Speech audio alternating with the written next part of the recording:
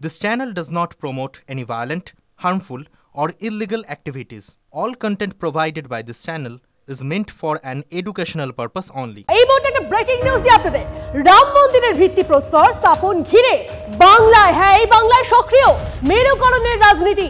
মুর্শিদাবাদের রাম মন্দির বাবরি মসজিদ ঘিরে তরজা তুঙ্গে।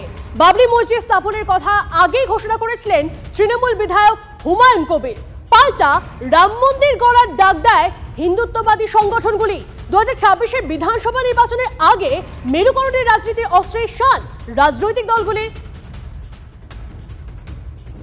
রামচন্দ্রের এই ভব্য মন্দির নির্মাণ বা শিলান্যাস বা ভূমি পূজনের যে অনুষ্ঠান, তাতে আমরা ভারতবর্ষের মহামহিম রাষ্ট্রপতি, ভারতবর্ষের প্রধানমন্ত্রী নরেন্দ্র মোদীজি, আমাদের রাজ্যের মুখ্যমন্ত্রী মমতা বন্দ্যোপাধ্যায় এবং রাজ্যের বিরোধী দলনেতা শ্রী শুভেন্দু অধিকারী, আমরা সিপিআইএম এর রাজ্য সম্পাদক মোহাম্মদ সেলিম মহাশয়কেও জানিয়েছি এবং বিধানসভার একমাত্র যে বিধায়ক বাম, কংগ্রেস এবং আইএসএফ জোটের ভ্রাতৃপ্রতিম নওশাদ সিদ্দিকী, তাকেও আমি জানিয়েছি।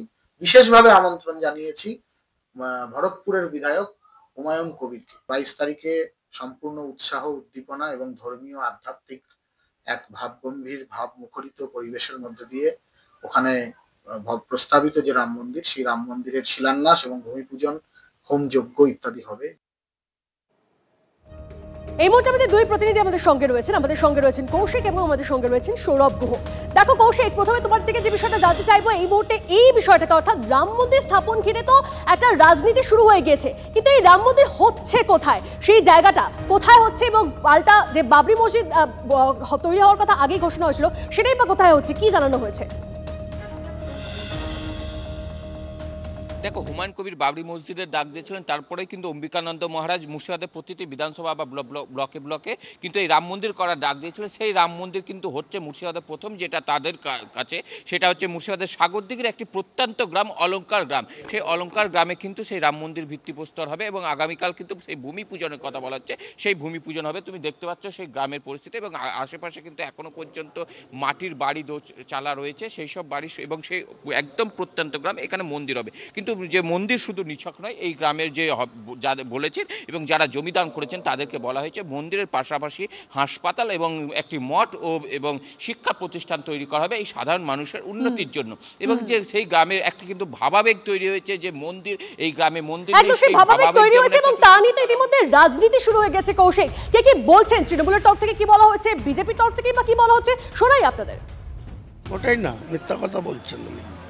ওনাদের কেউ আমার সঙ্গে কোনো যোগাযোগ করেনি।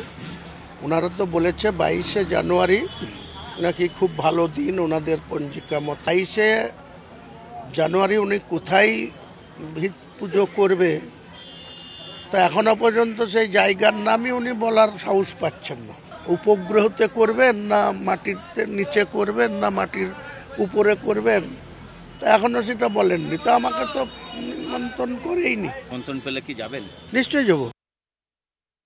কথায় বলে রঙ্গ করা তারই সাজে, রঙ্গ করা যার ক্যাপিটাল আছে। আমাদের রঙ্গ করা সাজে না, রঙ্গ করার মতো টাকা নেই, রঙ্গ করার মতো সময় নেই, রঙ্গ করার মতো মানসিকতা নেই। পাগলের কারখানা চলছে। পাগলে কি না বলে, ছাগলে কি না খায়, এইসব পাগলামি দেখে মানুষ হাসছে।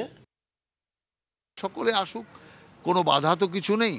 রামজির নামে জয়গান সকলে করুক, আপত্তি নেই। কিন্তু ঘটনা হচ্ছে, যখন আমরা দেখছি এই রাজ্যের মুখ্যমন্ত্রী রাম নাম শুনলেই তেরে খেপে যায়, উদ্বোধন অনুষ্ঠান থেকে ভেগে চলে যায়, তখন তো আমাদেরকে এটাই লাগে যে তাহলে রাম নাম শুনতে পারতো না শুধু ভূত প্রেতেরা। তো মুখ্যমন্ত্রী কোন গোত্রীর, বাধা কিসের এত, এটাই হচ্ছে প্রশ্ন।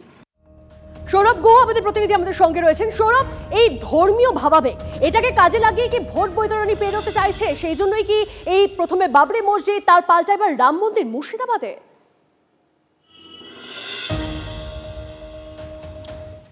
অবশ্যই তন্নিষ্ঠা, তোমার প্রশ্নের উত্তরে আসবার আগে প্রথমেই জানিয়ে রাখি, যেটা কৌশিক হুমায়ুন কবিরের বক্তব্যটা জানিয়েছিল যে তিনি আমন্ত্রণ পাননি। সম্ভবত আমাদের কাছে যতটুকু খবর, যে আগামীকাল যখন এই ভূমি পূজন হবে রাম মন্দিরের, সেই সময় কলকাতায় থাকছেন ভরতপুরের বিধায়ক হুমায়ুন কবির। তিনি কালকেই পৌঁছচ্ছেন কলকাতায়। তোমার প্রশ্নের উত্তরে বলি যে প্রথম অবশ্যই ধর্মীয় মেরুকরণ তো আরও বেশি স্পষ্ট হয়ে গেল, আর এই স্পষ্টীকরণটা কিন্তু মূল কাজটা করেছিলেন ভরতপুরের বিধায়ক। মুর্শিদাবাদে এমনিতেই আমরা জানি যে সংখ্যালঘুরাই সেখানে সংখ্যাগুরু, এবং সেখানে যদি বাবরি মসজিদ নির্মাণের ডাক দেওয়া হয় খুব স্বাভাবিকভাবেই কিন্তু মেরুকরণটা একেবারে চড়া সুরে বেঁধে দেওয়া হয়।